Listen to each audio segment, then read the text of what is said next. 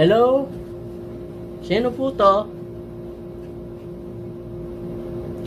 Good day, sir.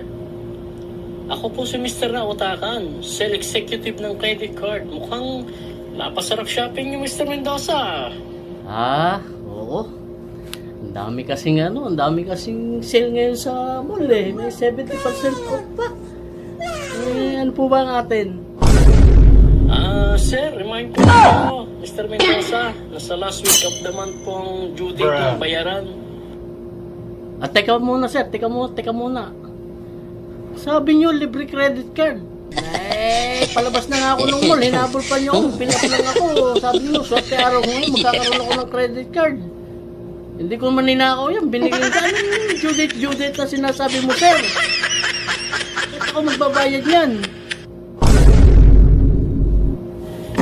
Sir, kailangan nyo po talaga magbayad.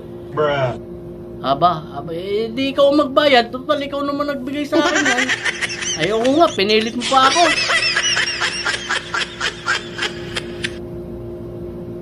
Sir, please. Matatanggal ako sa trabaho ko pag di kayo nagbayad. Please. Aba, ay problema mo na yan. Hindi naman pala sa ibigay, pinamimigay mo. Tapos ako pagbabayarin mo.